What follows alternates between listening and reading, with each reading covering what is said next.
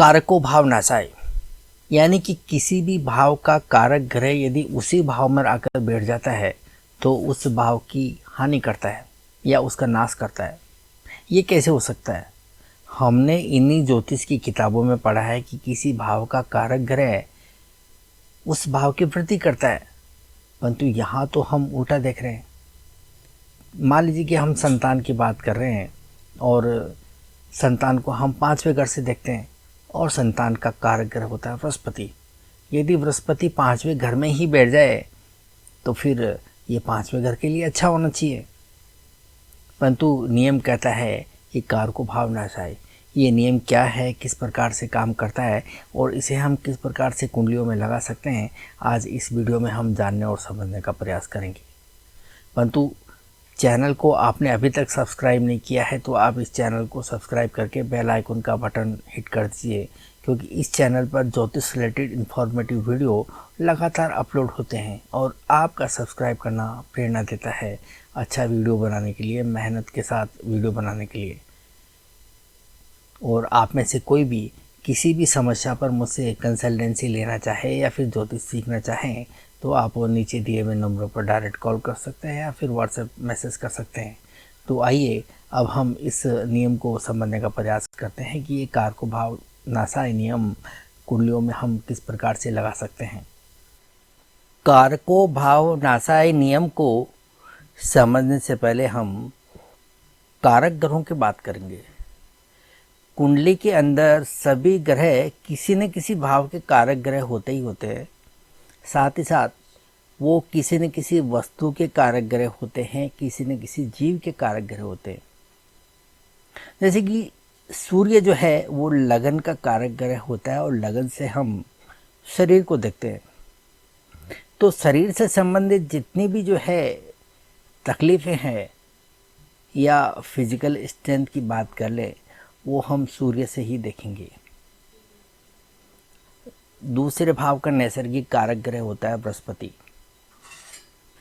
दूसरे भाव से हम वाणी को भी देखते हैं और वाणी का कारक ग्रह होता है बुध।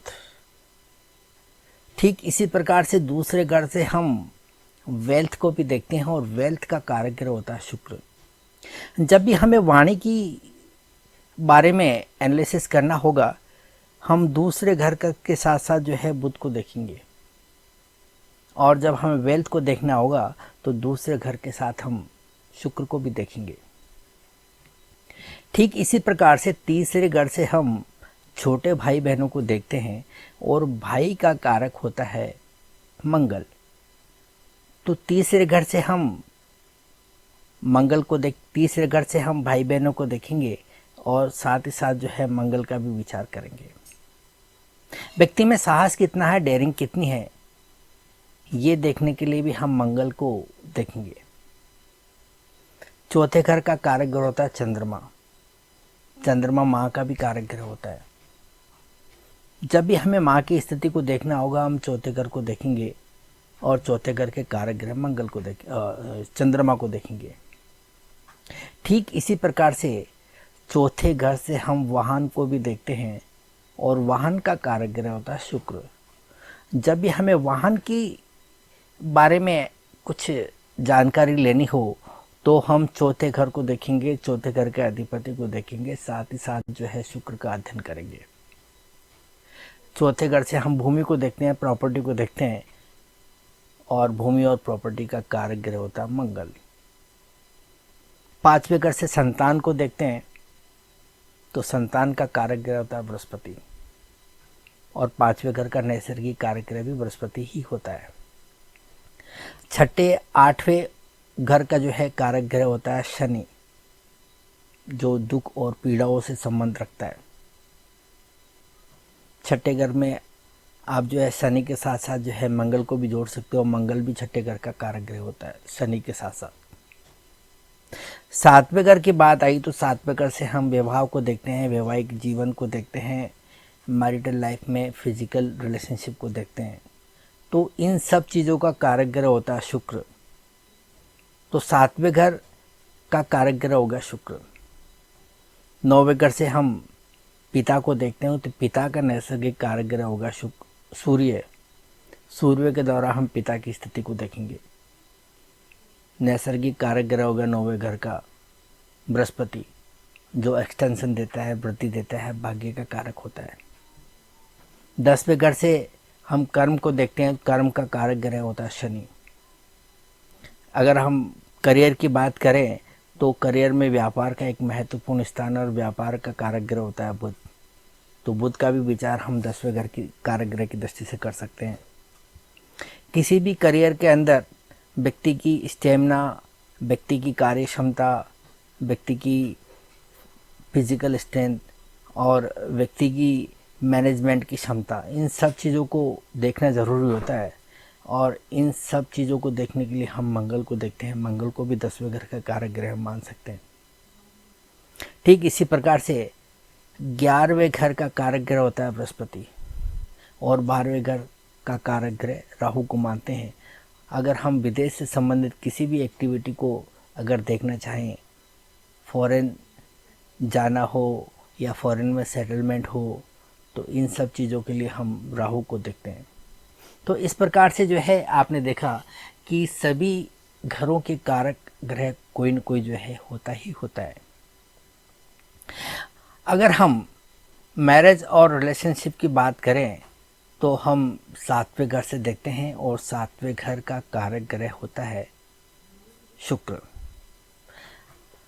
और कारको भाव नासाई नियम को जब हम देखते हैं तो उसका सीधा सीधा संबंध ये होता है कि किसी भी भाव में उस भाव का कारक ग्रह यदि बैठ जाए तो फिर उस भाव की हानि होती है।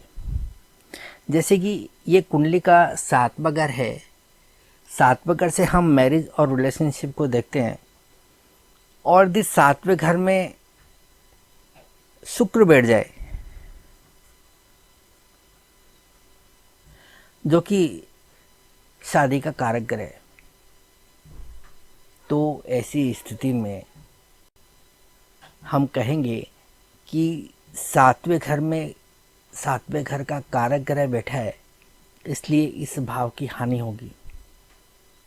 ये नियम कुछ अटपटा सा लगता है क्योंकि इन्हीं ज्योतिष की किताबों में हमने ये भी पढ़ा है कि किसी भी भाव का भावेश या उस भाव का कारक ग्रह यदि उस भाव में बैठ जाए या उस भाव को देख ले तो उस भाव की वृद्धि होती है। ऐसा नहीं कि ये नियम गलत है या फिर कारको भाव नासाई का नियम गलत है। दोनों ही नियम जो है अपनी अपनी जगह काम करते हैं। हम कारको भाव नासाई के नियम की बात कर रहे हैं कि जिस भाव में उस भाव का कारक ग्रह बैठा उस भाव की हानि करता है, परंतु इसका उल्टा रिजल्ट क्या होता है वो भी हम देख लेते हैं। जिस भाव का भावेश और कारक ग्रह उस भाव में बैठता है या उसको दृष्टि देता है तो उस भाव की वृद्धि होती है। पहले हम उसको देख लेते हैं। इसके लिए शर्त यह है कि भाव का कारक ग्रह उस भाव में बैठा है तो उसके ऊपर किसी भी अन्य पाप ग्रहों की दृष्टि नहीं होनी चाहिए या पाप ग्रहों की युति नहीं होनी चाहिए, नंबर 1 कंडीशन। और दूसरी कंडीशन ये होती है कि अगर उस पर शुभ ग्रहों का प्रभाव आ जाए तो उस भाव की और ज़्यादा वृद्धि हो जाती है, वो और ज़्यादा शुभता लिए हुए होता है और भर भर के परिणाम देता है। और यदि शुभ ग्रहों का प्रभाव नहीं भी हो, कारक ग्रह कारक भाव में ही बैठा हुआ हो और किसी पाप ग्रह की दृष्टि नहीं हो तो भी वो ग्रह उतने ही अच्छे परिणाम देता है। जैसा कि इस शुक्र के केस में हम देख रहे हैं, शादी के लिहाज से शुक्र जो है बहुत महत्वपूर्ण ग्रह है, 7वें घर का कारक ग्रह है और 7वें घर में ही बैठा हुआ है। और मान लीजिए कि यहाँ तीसरे घर के अंदर यहाँ पर बृहस्पति बैठा हुआ है, तो बृहस्पति की जो है यहाँ पर दृष्टि इस शुक्र के ऊपर आएगी। तो इसका मतलब यहाँ बृहस्पति की दृष्टि के द्वारा शुक्र का महत्व और ज़्यादा बढ़ गया, शुक्र और ज़्यादा पावरफुल हो गया और ज़्यादा शुभता इसके अंदर आ गई। ऐसी स्थिति में हम कहेंगे कि इस व्यक्ति का वैवाहिक जीवन बहुत ही अच्छा होगा। ये व्यक्ति अपनी मैरिटल लाइफ को, अपने रिलेशनशिप को बहुत एंजॉय करेगा। अगर ऐसा है तो फिर आप कह सकते हैं कि फिर कारको भाव नासाई नियम का क्या मतलब हुआ। ये नियम तो कहता है कि कारक ग्रह उस भाव में बैठ गया तो उस भाव की हानि करेगा, परंतु यहाँ तो कुछ उल्टा हो रहा है। दोनों ही नियम अपने अपनी जगह काम करते हैं, परंतु कारको भाव नासाई नियम को लगाने के लिए भी इसमें कुछ कंडीशंस अप्लाई होती है और हमें उन कंडीशंस को समझना होगा और उन कंडीशंस को लगा के देखेंगे तो हमें ये पता चलेगा कि ये नियम बहुत ही सटीक तरीके से जो है काम करता है। हमने क्या देखा कि कारक ग्रह कारक भाव में ही बैठा हुआ है, परंतु इसके ऊपर एक कंडीशन आती है कि उस कारक ग्रह के ऊपर किसी अन्य पाप ग्रह की दृष्टि आना जरूरी है। अगर किसी नेचुरल मैलेफिक की दृष्टि कारक ग्रह पर आई तो वो भाव और उस भाव का कारक ग्रह दोनों ही पीड़ित हो जाते हैं और उस भाव का नाश होता है। जैसे कि मान लीजिए कि यहाँ पर लगन के अंदर शनि बैठा हुआ है और शनि की दृष्टि इस शुक्र पर आ रही है, तो ऐसी स्थिति में यहाँ पर इस सातवें घर के जो है 2/3 हिस्सा प्रभावित हो जाएगा। एक तो कारक ग्रह शुक्र प्रभावित हो जाएगा और साथ ही साथ सातवां घर प्रभावित हो जाएगा। ऐसी स्थिति में यहाँ पर हमें सिर्फ जो है सातवें घर के अधिपति के ऊपर ही निर्भर रहना पड़ेगा। हम उसी से कुछ उम्मीदें कर सकते हैं क्योंकि यहाँ पर 2 हिस्से प्रभावित हो गए। अब हम इसे थोड़ा और ज़्यादा अच्छी तरीके से समझने का प्रयास करेंगे। मान लीजिए कि कोई भी घर है, कुंडली में 1 से लेकर 12 तक घर होते हैं और सभी घरों की अलग अलग प्रॉपर्टीज़ है। अगर हम उस प्रॉपर्टीज़ को 3 हिस्सों के अंदर बांट दें, क्योंकि किसी भी भाव को पढ़ने के लिए हमें 3 चीज़ों की ज़रूरत पड़ती है, भाव, भावेश और कारक ग्रह। यदि तीनों ही हिस्से हम अलग अलग करके देखें, उनका डिवीज़न करके देखें, तो हर हिस्सा जो है 33.33% का बनता है। या ठीक इसी प्रकार से सातवें घर की बात आती है, तो सातवें घर की जो प्रॉपर्टी है उसको भी अगर हम 3 हिस्सों में डिवाइड करें तो हर प्रॉपर्टी 33% की होगी। भाव को 33%, कारक ग्रह को 33% और उस भाव के भावेश को 33%। तो ऐसी स्थिति में शनि की दृष्टि यानी कि एक नेचुरल मैलेफिक की दृष्टि इस वीनस के ऊपर आती है, तो यहाँ पर 33 + 33 यानी कि 66% का जो प्रॉपर्टी है वो यहाँ पर डिस्टर्ब हो जाएगी। बची कितनी? 33%। तो हमें 33% वाली प्रॉपर्टी के ऊपर ही जो है निर्भर रहना होगा कि उसकी स्थिति कैसी, यानी कि भावेश बचा है तो हमें भावेश की स्थिति को ही देखना होगा कि उसकी स्थिति कैसी है, क्योंकि यहाँ पर 2 हिस्से पहले ही जो है डैमेज हो चुके हैं। तो ऐसी स्थिति में जो है हम कहेंगे कि यहाँ पर जो है भाव का नाश हुआ है। और कारको भाव नाशाय का यही नियम होता है कि किसी पाप ग्रह की दृष्टि पड़ने के बाद में यहाँ पर 2/3 हिस्सा प्रभावित हो जाता है, जो कि उस भाव के लिए काफ़ी हानिकारक होता है। अब हम इसको थोड़ा और मुश्किल बना के देखेंगे। जैसे मान लीजिए कि ये यहाँ पर मेष लगन की कुंडली है, मेष लगन की कुंडली है और यहाँ पर आपकी पड़ गई ये तुला राशि। तो यहाँ पर क्या हुआ कि ये जो शुक्र है ये यहाँ पर 7th हाउस का लॉर्ड भी बन गया और 7th हाउस का कारक ग्रह भी बन गया, और साथ में जो है ये शनि से पीड़ित भी हो गया। तो ऐसी स्थिति में क्या हुआ, यहाँ पर 7th हाउस भी डिस्टर्ब हो गया, 7th लॉर्ड भी डिस्टर्ब हो गया और 7th हाउस का कारक ग्रह भी डिस्टर्ब हो गया। इसका मतलब 7th हाउस की प्रॉपर्टी पूरी तरह से जो है बर्बाद होगी। तो ऐसी स्थिति में हम अगर व्यक्ति के वैवाहिक जीवन का आकलन करेंगे तो हमारे लिए ये कहना बड़ा आसान होगा कि इस व्यक्ति के विवाह होने में तकलीफ़ आएगी, अगर विवाह हो भी गया है तो विवाह को टिकाने के अंदर प्रॉब्लम आएगी। इसके लिए ये जो एरिया है ये बड़ा मुश्किल हो गया है। इस एरिया से निपटना इस व्यक्ति के लिए कभी भी आसान नहीं रहेगा। और यहाँ पे हमने एक बात और भी पढ़ी है कि किसी भी भाव पर एक से अधिक पाप ग्रहों का यदि प्रभाव आ जाए तो उस भाव से संबंधित बहुत बुरे परिणाम देखने को मिलते हैं। ऐसी स्थिति में हम क्या करते हैं, इस शुक्र के साथ साथ हम एक और पाप ग्रह को यहाँ बिठा देते हैं। जैसे कि यहाँ पर शुक्र के साथ में हमने राहु को बिठा दिया। अब यहाँ पर ये जो शुक्र है एक तो राहु से पीड़ित हो गया और ऊपर से यहाँ शनि से भी पीड़ित हो गया। अगर राहु 7वें घर में है तो लगन में आपका केतु होगा ही होगा। तो यहाँ पर राहु केतु का एक्सेस आ गया। तो कहने का मतलब है कि ये 7वें घर का अधिपति और 7वें घर का कारक ग्रह तीनों के तीनों ही यहाँ पर दो मैलेफिक के द्वारा इन्फ्लुएंस हो रहे हैं और साथ ही साथ राहु केतु का एक्सेस भी यहाँ दिखाई दे रहा है।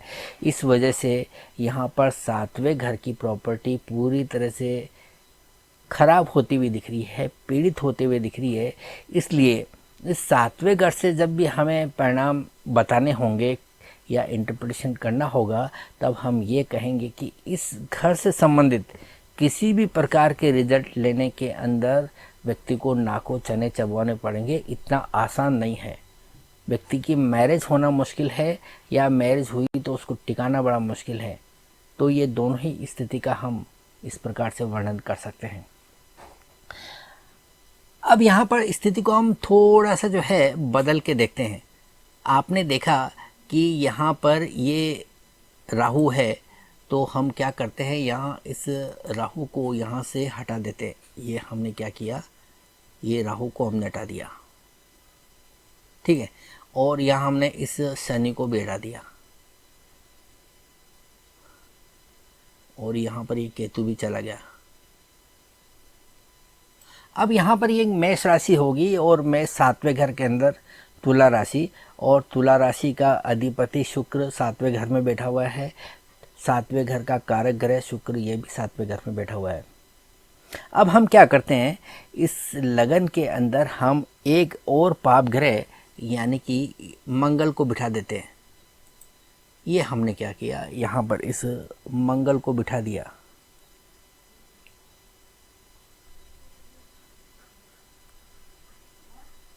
ये मंगल को बिठा दिया। अब यहाँ 7वें घर पर, 7वें घर के अधिपति पर, 7वें घर के कारक ग्रह पर एक मैलेफिक की दृष्टि आ रही है, नेचुरल मैलेफिक। और ये मंगल तीनों ही हिस्सों को जो है यहाँ पर प्रभावित कर रहा है, बुरी तरीके से प्रभावित कर रहा है। क्यों? क्योंकि एक नेचुरल मैलेफिक है। परंतु यहाँ पर हमें थोड़ा सोचना होगा। यहाँ मंगल इस कुंडली के अंदर लग्नेश बना हुआ है। लग्नेश का मतलब आप स्वयं। और आप अगर 7वें घर को दृष्टि दे रहे हो, व्यक्ति की मैरिज और रिलेशनशिप को देख रहे हो, तो इसका क्या मतलब हुआ? क्या कोई व्यक्ति अपने खुद के जीवन को बर्बाद करना चाहेगा? अपनी रिलेशनशिप को बर्बाद करना चाहेगा? अपने मैरिज लाइफ को बर्बाद करना चाहेगा? जवाब होगा नहीं। ग्रह भी इसी पैटर्न पे काम करते हैं। मंगल लग्नेश है और लग्नेश होने के बाद में दृष्टि दे रहा है। इसका मतलब ये 7वें घर को कभी भी जो है ना पूरी तरह से डिस्टर्ब करना नहीं चाहेगा। ये चाहेगा कि रिलेशनशिप जो है बनी रहे, मैरिटल लाइफ जो है अच्छी रहे, वो व्यक्ति एंजॉय करता रहे।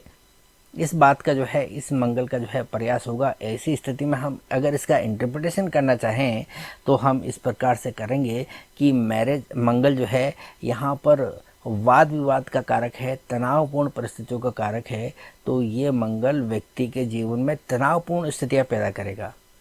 व्यक्ति को अपने जीवन साथी के प्रति जो है व्यवहार थोड़ा हार्ड रहेगा, थोड़ी मुश्किलें आएंगी, परंतु इसका मतलब ये कहता ही नहीं है कि व्यक्ति के वैवाहिक जीवन के अंदर किसी प्रकार की बहुत बड़ी तकलीफ़ें आएंगी और विवाह टूटने की नौबत आ जाए, ऐसा नहीं होगा। और जहाँ तक मैरिज होने की बात है तो मंगल एक संघर्ष का कारक ग्रह है, तो व्यक्ति को मैरिज करते समय कुछ मुश्किलें आ सकती है, परंतु ऐसा नहीं है कि मैरिज होगी नहीं, मैरिज होगी, परंतु यहाँ पर कुछ ऐसी मुश्किल परिस्थितियाँ आ सकती है। तो आप जो है जब भी कारको भाव नासाई नियम को लगाएं तो इस प्रकार के कुछ कंडीशंस को अगर समझ के लगाएं, उनका विश्लेषण करें, तो आप इस नियम के कुछ बहुत अच्छे नतीजे देखने को मिल सकते हैं और आप सही तरीके से बर्थ चार्ट का या किसी भाव का इंटरप्रिटेशन कर सकते हैं। अब हम इसे एक और उदाहरण के द्वारा समझने का प्रयास करेंगे। पांचवें घर से संतान को देखा जाता है और संतान का कारक ग्रह बृहस्पति को मानते हैं। तो पांचवें घर से संबंधित हमें चीज़ों को देखना होगा, संतान के बारे में हमें देखना होगा। तो हम पांचवें घर को देखेंगे, पांचवें घर के अधिपति शुक्र को देखेंगे और साथ ही साथ पांचवें घर के कारक ग्रह बृहस्पति को देखेंगे। तो ये जो बृहस्पति, शुक्र और पांचवा घर, ये तीन हिस्से जो है हमारे लिए महत्वपूर्ण है और पांचवें घर की प्रॉपर्टी को हमने इन तीनों के अंदर 33% की जो है हिस्सेदारी दे रखी है।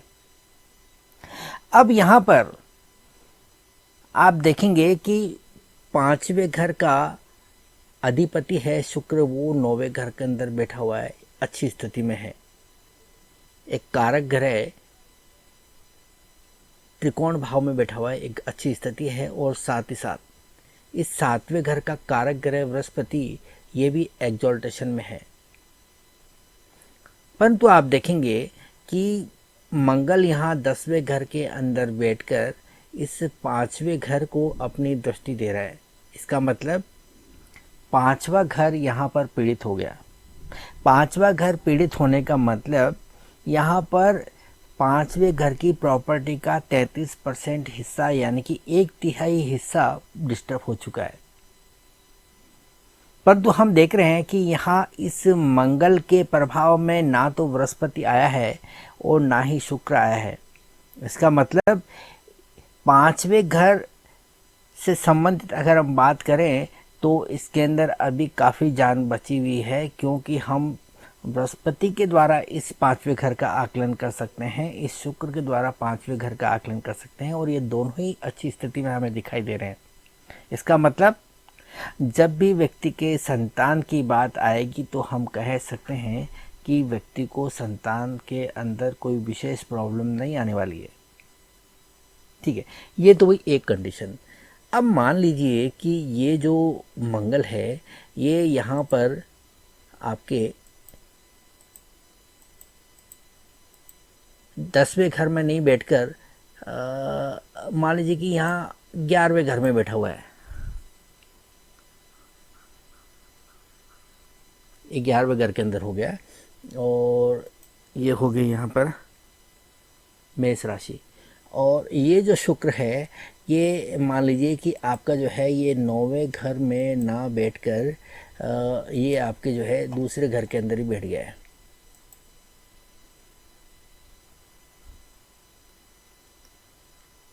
ये दूसरे घर के अंदर बैठ गया, ठीक है ना। तो अब क्या होगा कि ये जो मंगल है, इस मंगल की दृष्टि यहाँ पर आप देख रहे हैं कि पांचवें घर पर आ रही है, तो पांचवा घर यहाँ डिस्टर्ब हो चुका है। और साथ ही साथ इस मंगल की चौथी दृष्टि आपके जो है इस बृहस्पति के ऊपर भी पड़ रही है और इस शुक्र के ऊपर भी पड़ रही है। तो इसका मतलब ये तीनों के तीनों ही घर जो है यहाँ पर, तीनों के तीनों ग्रह यहाँ पर डिस्टर्ब हो चुके हैं। पांचवा घर भी, कारक ग्रह भी और पांचवें घर का अधिपति भी। तो यहाँ पर पांचवें घर की तीनों प्रॉपर्टी यहाँ पर पीड़ित हुई है। और अब हम अगर कहेंगे अगर इसका पांचवें घर का इंटरप्रिटेशन करेंगे तो हम कहेंगे कि पांचवें घर से संबंधित रिजल्ट पाने में इस नेटिव को बहुत परेशानी आएंगी। मतलब समझे आप कि आप जो है किसी भी प्रॉपर्टी को अगर एक ही जगह पे आप इकट्ठा करके रख देंगे तो वहाँ पर अगर किसी पाप ग्रह का हमला हुआ तो आप उससे बच नहीं पाएंगे, आपकी पूरी की पूरी प्रॉपर्टी समाप्त हो जाएगी। परंतु आप उसको अगर फैला के रखते हैं, आपकी प्रॉपर्टी अगर फैली हुई है, तो अगर एक के ऊपर कोई नेगेटिव प्रभाव आ भी गया और वो उससे आपको जो है परेशानी आ भी गई, परंतु बाकी की दो प्रॉपर्टी तो आपकी सुरक्षित रहेंगी। इसको आप इस तरह से भी समझ सकते हैं जैसे आप किसी लंबी दूरी की यात्रा पर जा रहे हैं और आप अपने एक ही पॉकेट के अंदर पूरे के पूरे पैसे डाल के रखते हैं, और ऐसी स्थिति में जब आपका कोई जेब कतरा आपका जेब साफ कर दे तो आप बहुत बड़ी परेशानी में आ जाएंगे, क्योंकि आपके पास में कुछ भी पैसा नहीं रहेगा।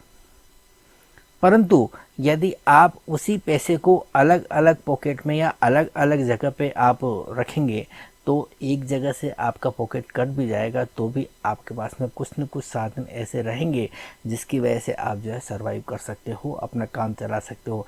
ठीक यही स्थिति ग्रहों की होती है कि सभी ग्रह यदि एक ही जगह पे इकट्ठे हो जाए और वो किसी मेलेफिक के प्रभाव में आ जाए तो उस घर विशेष की पूरी प्रॉपर्टी नष्ट हो जाती है और उस भाव से संबंधित रिजल्ट हमें लेने में नाकामी मिलती है। हमें बहुत बड़ी दिक्कतों का सामना करना पड़ता है, जैसा कि हमने इस उदाहरण के द्वारा देखा।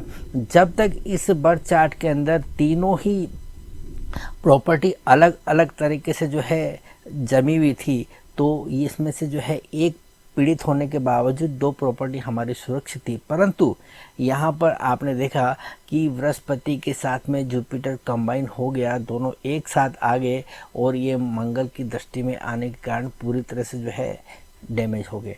तो इस प्रकार से हम कारको भाव नासाय नियम को लगा सकते हैं, इनकी सटीकता का आकलन हम कर सकते हैं। अब हम इसी कारको भाव नासाय के नियम को थोड़ा अलग तरीके से समझने का प्रयास करेंगे। हम सभी को पता है कि हम वाणी को कुंडली के दूसरे भाव से देखते हैं और वाणी का कारक ग्रह होता है बुध।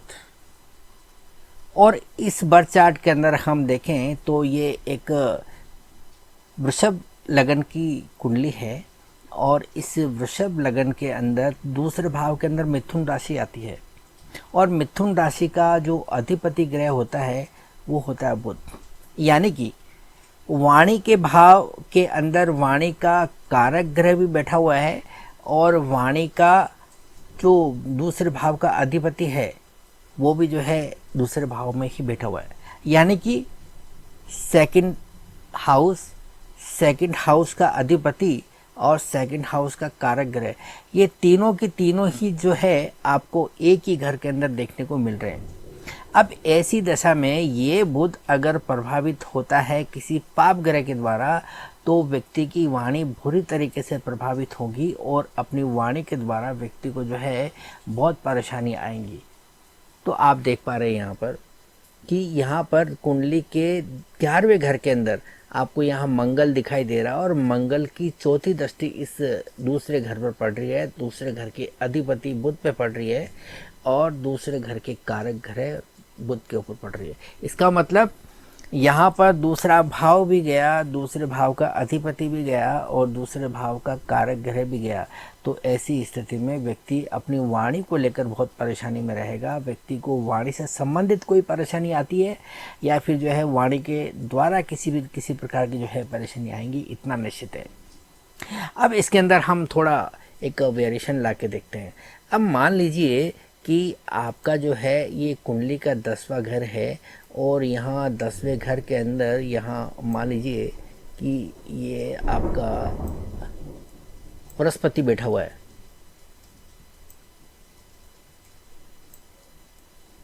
आप सभी को पता है कि बृहस्पति कुंडली का सबसे शुभ ग्रह होता है, नैसर्गिक शुभ ग्रह।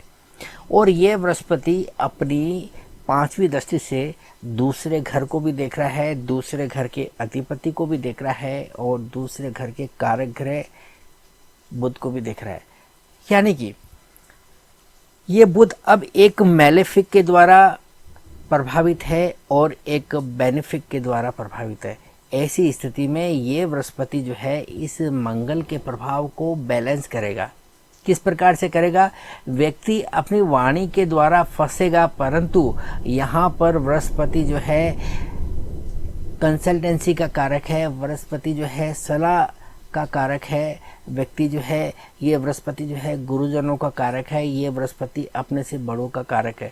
तो व्यक्ति को अपने से बड़ों के द्वारा या गुरुजनों के द्वारा किसी न किसी प्रकार की जो है सलाह मिलेगी, किसी न किसी प्रकार का मार्गदर्शन मिलेगा, जिसकी वजह से ये व्यक्ति अपनी वाणी को जो है संतुलित करता हुआ नजर आएगा। अब हम इस कारको भाव नासाई के उदाहरण कुंडली के अंदर एक और ग्रह को जोड़कर देखते हैं। आप देख पा रहे हैं कि यहाँ कुंडली के 8वें घर में हमने शुक्र को बिठाया है, जो कि एक नेचुरल बेनिफिक होने के साथ साथ फंक्शनल बेनिफिक भी है, क्योंकि यहाँ शुक्र लग्नेश बना हुआ है। और शुक्र के कारकत्वों के बारे में हमें पता होना चाहिए कि शुक्र एक ऐसा ग्रह है जो किसी भी प्रकार की कटुता को टालने के अंदर सक्षम है, क्योंकि शुक्र का स्वभाव के अंदर एक आकर्षण है, उसकी बोली के अंदर एक लयबद्धता है, उसकी जो है कार्य पद्धति के अंदर एक तालबद्धता है, जिसकी वजह से ये शुक्र किसी भी तनावपूर्ण स्थिति को, किसी भी प्रकार की कटुतापूर्ण स्थिति को टालकर उसके अंदर मधुरता घोलने का काम करता है और मुश्किल से मुश्किल परिस्थितियों को सुधार कर एक अच्छा और सुदृढ़ वातावरण तैयार करने का काम करता है। तो ऐसी स्थिति में जब यहाँ सेकंड भाव पीड़ित हो रहा है, सेकंड भाव का अधिपति पीड़ित हो रहा है और साथ ही साथ वाणी का कारक ग्रह बुध भी प्रभावित हो रहा है, यानी कि वाणी से संबंधित जो तीनों प्रॉपर्टी है वो यहाँ पर पूरी तरह से प्रभावित हुई है। इसका मतलब व्यक्ति की वाणी से संबंधित यहाँ दोष उभर कर आ रहे हैं। तो यहाँ पर जहाँ जुपिटर की दृष्टि से हमें क्या देखने को मिला कि इस व्यक्ति को सलाह मिलेगी, किसी से जो है प्रेरणा मिलेगी या किसी के द्वारा इसको मार्गदर्शन मिलेगा अपने से बड़ों के द्वारा। वहीं यहाँ शुक्र जो है अपना करामात दिखाएगा। शुक्र की जो स्वभाव है, स्वभाव के अंदर आकर्षण है, उसकी वजह से जो है जो बुरा प्रभाव पड़ा है उसको कहीं न कहीं जो है बैलेंस करेगा ये शुक्र। और यहाँ पर जो है हमें कारको भाव नासाई का जो नियम है उसके अंदर कहीं न कहीं जो है थोड़ी बहुत शिथिलता देखने को मिलेंगी। तो इस प्रकार से आप कारको भाव नासाई के नियम को किसी भी कुंडली पर लगा सकते हैं। ये नियम बहुत सटीक तरीके से काम करता है, परंतु इसमें जो कंडीशंस होती है उनको सही तरह से अप्लाई करना ज़रूरी होता है। तो ये तो बात हुई लगन कुंडली की, परंतु यहाँ पर हमें अगर इसका और ज़्यादा सूक्ष्म विश्लेषण करना हो तो हमें वर्ग कुंडलियों की तरफ जाना पड़ता है। वर्ग कुंडलियों में जाकर इसका विश्लेषण करना होता है, जिससे कि हम और भी ज़्यादा बेहतर नतीजे हासिल कर सकते हैं। जैसे मान लीजिए कि हम किसी व्यक्ति की मैरिटल लाइफ को जो है एड्रेस कर रहे हैं, तो हमें कुंडली के 7वें घर को देखना होता है, 7वें घर के अधिपति को देखना होता है, साथ ही साथ 7वें घर के कारक ग्रह शुक्र को देखना होता है। ऐसी स्थिति में यदि ये तीनों के तीनों यदि एक ही घर में हो और एक साथ अगर पीड़ित हो जाए तो फिर जो है हम कहेंगे कि 7वें घर की प्रॉपर्टी पूरी तरह से नष्ट हो चुकी है और इससे संबंधित परिणाम हमें मिलने के अंदर काफ़ी दिक्कत आएगी, ऐसा हम कहेंगे। परंतु हम अगर नवांश कुंडली के अंदर देखें, नवांश कुंडली के अंदर अगर स्थिति अच्छी है 7वें भाव की, तो फिर हमें कहीं न कहीं कुछ न कुछ जो है संभावनाएं दिखती है। परंतु नवांश कुंडली भी अगर पीड़ित हो गई तो फिर हम कहेंगे कि भाई आप कितने भी यत्न कर लो, आपको 7वें घर से परिणाम लेने में जो है आसानी नहीं रहेगी, आपको कहीं न कहीं दिक्कतें आएंगी ही आएंगी। इस घर से परिणाम आपको जो है मिलने में बहुत बड़ी दिक्कतों का सामना करना पड़ेगा। तो ये रहा आपका कारको भाव नासाई का नियम और इसके नियम किस प्रकार से काम करते हैं, इसे कुंडली पर हम किस प्रकार से जो है अप्लाई कर सकते हैं, उन कंडीशंस को हमने समझा और उदाहरण के साथ में हमने स्पष्ट करने का प्रयास किया। तो उम्मीद करता हूँ कि ये विवरण आपके लिए यूज़फुल रहेगा। अगर हाँ तो आप चैनल को सब्सक्राइब कर दीजिए, वीडियो को लाइक कमेंट और शेयर कर दीजिए। मिलते हैं अगले वीडियो में किसी और नई जानकारी के साथ में। तब तक आपसे मैं इजाज़त चाहूँगा। Thank you.